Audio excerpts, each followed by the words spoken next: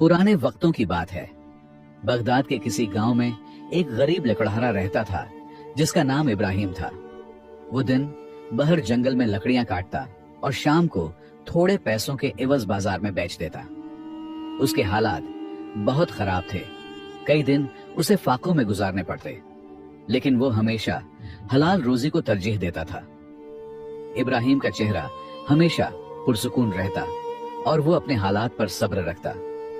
उसका छोटा सा कच्चा घर था जहां सिर्फ उसकी बीमार मां रहती थी जो चलने से कासिर थी।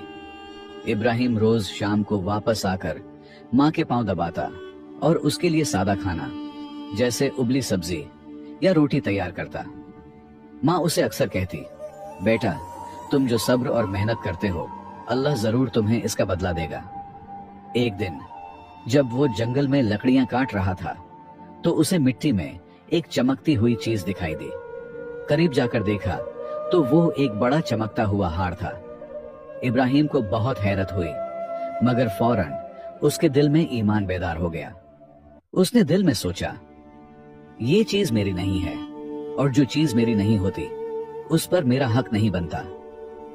उसका इरादा था कि ये इमाम मस्जिद के हवाले कर देगा। शायद ये किसी शख्स का गुम हो गया है। उसी शाम जब वो घर आया, मां की हालत और खराब हो चुकी थी। दवा लाने के पैसे नहीं थे और उसकी जेब खाली थी। अब इब्राहिम के पास सिर्फ वही सोने का हार बचा था। उसकी मां तेज बुखार में जल रही थी, चेहरा पहला पड़ चुका था और सांस आहिस्ता हो गई थी। घर के कोने में एक पुराना चिराग जल रहा था और इब्राहिम अपनी मां का पसीना साफ कर रहा था। उसकी आंखों में आंसू थे। एक तरफ मां की बिगड़ती तबीयत और दूसरी तरफ बैग में रखा सोने का हार। इब्राहिम ने दिल में सोचा, अगर मैं ये हार बेच दूं तो मां के लिए दवा आ सकती है, मगर क्या मैं अल्लाह से छुप सकता हूं। सुबह सवेरे इब्राहिम चुपचाप घर से निकल पड़ा। इब्राहिम सीधा मस्जिद चला गया। वहां इमाम साहिब बैठे कुरान पढ़ रहे थे। इब्राहिम ने झुककर हार उनके सामने रख दिया और सारा सच बता दिया। इमाम साहिब ने उसकी आंखों में देखा और कहा, बेटा तुमने अपना ईमान बचाया है। ये हार से ज्यादा कीमती काम है। अल्लाह उन्हीं लोगों को आजमाता है जिनसे वो मोहब्बत करता है। फिर उन्होंने ऐलान करवाया कि जिसका ये हार खोया है और वो सही पहचान बताएगा, उसी को वापस दिया जाएगा। गांव के लोगों ने इब्राहिम की इस ईमानदारी का किस्सा सुना तो उन्हें भी ये सुनकर बहुत अच्छा लगा। इसलिए गांव के कुछ अच्छे लोगों ने मिलकर इब्राहिम की मां के इलाज के लिए पैसे जमा किए और कुछ दिनों में मां की हालत बेहतर हो गई। इब्राहिम को यह अंदाजा न था कि उसका सच बोलना अल्लाह तक पहुंच चुका है।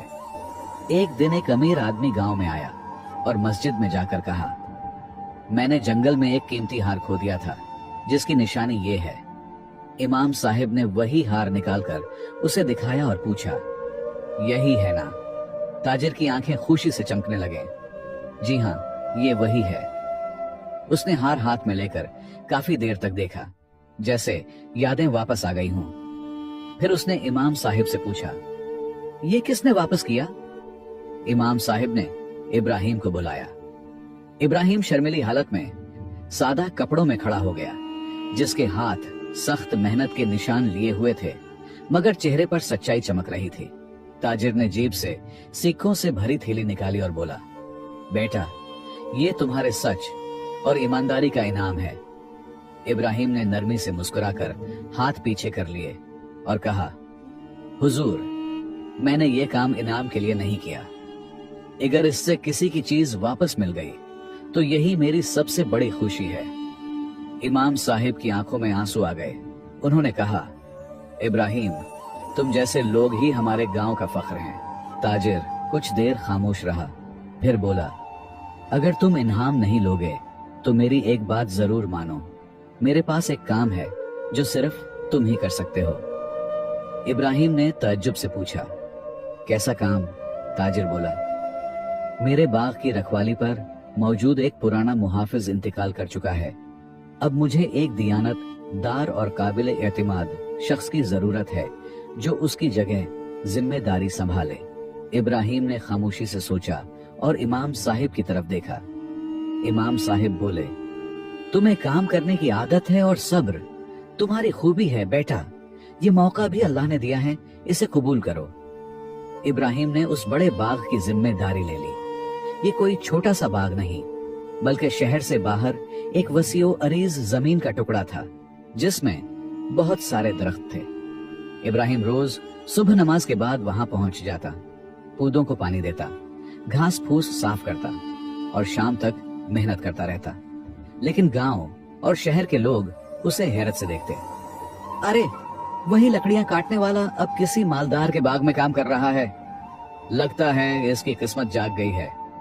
बस लोगों ने हसद में ताने भी दिए, कितना सीधा बनता था और अब देखो कहां जा पहुंचा। लेकिन इब्राहिम ने किसी भी बात का कोई जवाब न दिया। वो अक्सर एक ही दुआ मांगा करता था, अल्लाह मुझे सब्र पर कायम रख, जो कुछ अता किया है उसमें खैर दे, और जो चीजें नहीं दे उनका लालच न डाल। कुछ ही महीनों में मालिक ने यह महसूस किया कि अब बाग से कोई चीज चोरी नहीं होती।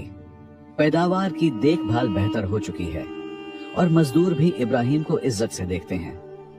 एक दिन शाम को मालिक ने उसे पास बुलाया और कहा, तुम मेहनती ही नहीं, नेक दिल भी हो।